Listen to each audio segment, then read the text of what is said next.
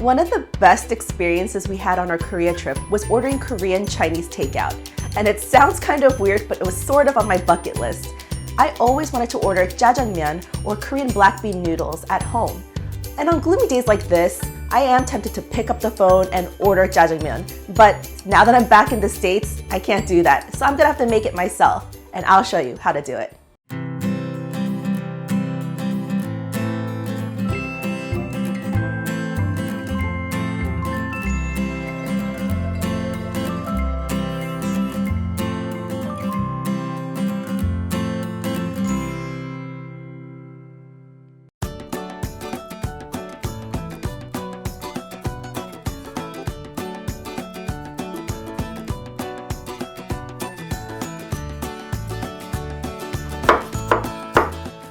You know, you can get pretty good jjajangmyeon here in the States, don't get me wrong, but you can't get that kind of service.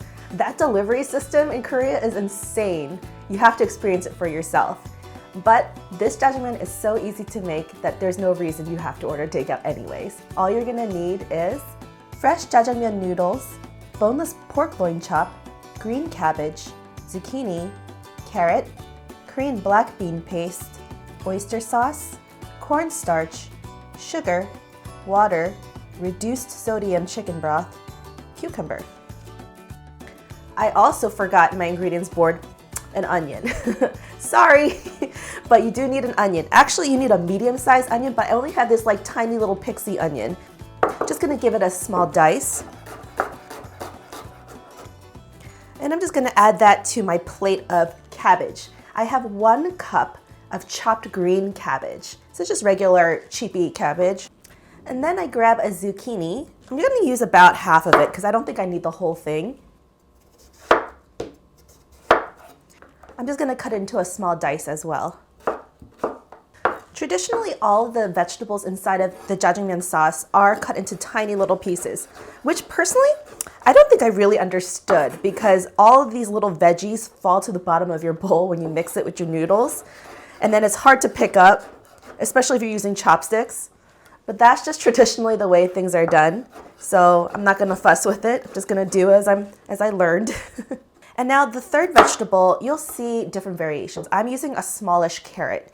If it's really large, just use a half. But sometimes I've seen potato or sweet potato chopped up, Korean sweet potato. I'm adding a carrot because it has a little contrast of color, so not everything is green. Okay? And then all of your chopping is done for your vegetables. I'm gonna move on to my pork. What I'm gonna use is 1 boneless pork loin chop, just because it's easy. It's just 1 chop, and it's at least an inch and a half thick. I'm gonna cut it into some slices, and then I'm gonna cube it up. Because pork loin doesn't have a lot of fat or really flavor on its own, I am gonna marinate it with just a little bit of salt, pepper, and mirin. And honestly, the meat doesn't add too much flavor to the sauce in itself, unless you're using something like bacon or pork belly. So if you want to leave it out, you don't want to add a meat product, then you can totally do that too.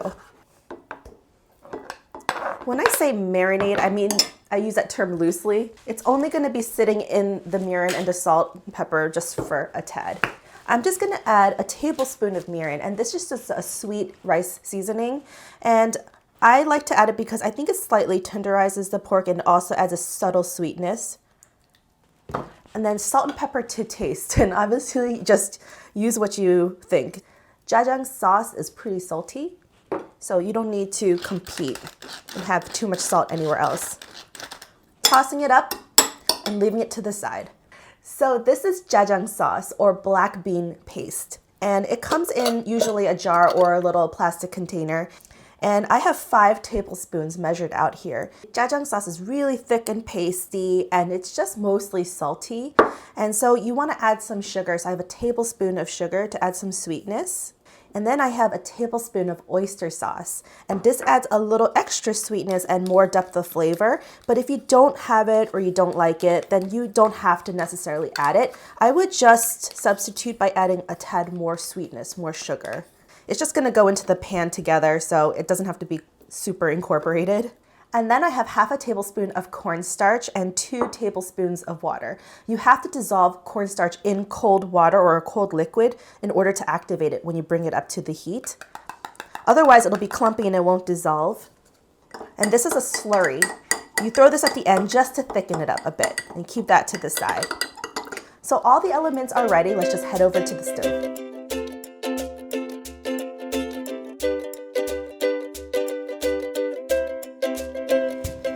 I have a large pot of water on the boil, and I'm going to work simultaneously. So I also have a pan heating with some vegetable oil. I'm going to get my pork, and it's only been marinating for like 2 minutes, 3 minutes. You want to hear that sizzle, and all I'm concerned about is browning it. So just give this a couple minutes.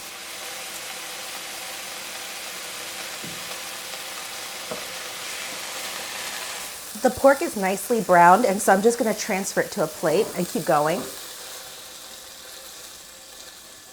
And there's still some oil in the pan, so I don't think I need to add extra. And I'm just going to add in all my vegetables at once. Normally at this point, I'd be like S&P, you know me, and sprinkle it with some seasoning. But I'm not going to, because I said before, the jajang sauce is pretty salty. So I'm just going to let it be. And we're just going to let these cook together for about 5 minutes or so until they're softened. I temporarily turned off my water because it was just boiling away and I wasn't ready with my sauce yet. But the veggies are nicely softened, and I'm going to add in my jjajang mixture. So again, this is the jjajang, oyster sauce, and sugar. At this point, I'm going to hold the pork back. I'm not going to put it back in quite yet. And now you're just going to saute the paste into the vegetables. And you really don't have to saute the paste itself if you get roasted black bean paste. So just make sure that your jar says roasted on it so that you don't have to really fry the sauce in addition. And then I also have a cup of reduced sodium chicken broth. Just add the broth, and the paste will just melt away into the broth. At this point, if your water is not at the boil, get it going. Let me talk to you about the noodles. These are fresh Jjajangmyeon noodles. Sometimes they're referred to as udon noodles, and they're from the refrigerated section of a Korean market along with all the other handmade noodles. In Korea, really good Jjajangmyeon places will make their own noodles, but this is as close to it as I can get. And you just keep it in your refrigerator. Sometimes I even stash it away in my freezer and I pull it out and thaw it as I need, or just plop it into the boiling water from frozen. I use about roughly a bundle and a half for 2 people. So you can estimate that's about 12 to 14 ounces for 2 people, and that's what I'm going to use. If for whatever reason you can't find fresh noodles, they do sell it dry. Like, just go to the pantry section of the Korean grocery store and you'll see dry udon noodles, and you can just easily use that as well. Just use 12 to 14 ounces. So the sauce is coming up to a simmer, and I'm just going to let this go for roughly about 3 to 4 minutes, and then I'm going to add in the slurry. While I was waiting for my sauce, I boiled my noodles. All you do is plunge them in, and it's not salted water, and as soon as they rise to the top, they're pretty much done. Just think of them like ravioli. You don't want to overcook them, and they take such an instant to cook because they are fresh. Then just drain them, and hopefully they stay hot while you finish your sauce. So it's been about 4 minutes, and now I'm going to add in my slurry, but the cornstarch does settle to the bottom. So you just want to give it one more stir, and then you add it. And then when it comes to a boil, the heat will activate the thickening. You don't want the sauce to be too thick, otherwise it'll be hard to mix in with your noodles, but you don't want it to be super soupy and liquidy either, because then they won't cling to the noodles. So it's kind of like this happy medium. As soon as you add the cornstarch, you don't want to cook it too much longer. It's done its duty. I'm just going to, at this point, tumble back in my pork. I would say that jjajang sauce is very personal. So you can taste it at this point and see if you need to adjust the seasoning. If you like things a little bit sweeter, go ahead, add some more sugar. If you feel like it's lacking a little something, maybe a tad more oyster sauce. And if it's a little too salty, then just splash in a little bit of water. The last touch that you need is some julienne cucumber, and that's what's traditionally found on top of jjajangmyeon. I don't really know why. It's just, I guess, crunch and color. Maybe a little pop of something refreshing. And what I'm doing is I'm just slicing some cucumber strips on a bias, on an angle, so that you kind of have more surface area to work with. And then you're just gonna go like this and make thin slices. That's my quick way to julienne. Okay, that should be enough for 2 people.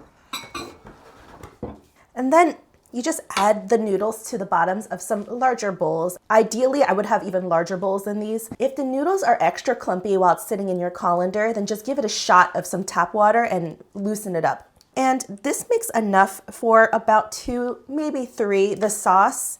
So don't use all of it, just use what you think that you need. And then you top it off with some julienne cucumber. Nice little pile on the top.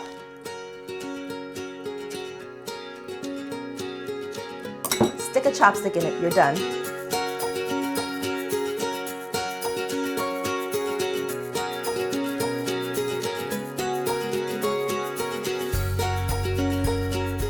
Man, timing is everything, and it's hard to do when you are filming a video, but hopefully these noodles aren't like Clump Nation. Looks delicious to me. I already helped Joe out by pre-mixing his bowl a little bit, but what you want to do is just grab your chopsticks and mix away. And make sure that all those noodles are covered with that sauce. Man, this takes me back to Korea. This is pretty amazing. Is this spot on? Is what you remember? We're in Korea. I could be mixing for days, I will tell you, but I'm a stickler for the sauce coating every strand of noodle. Typically, you do serve these jjajangmyeon noodles with this pickled radish. As you can see here, this nice fluorescent yellow pickled radish. It's common in Korean and sometimes Japanese cuisine. And it's referred to as danmuji or takgwang. It's called both things. And it's sweet and sour and crunchy and perfect with these noodles.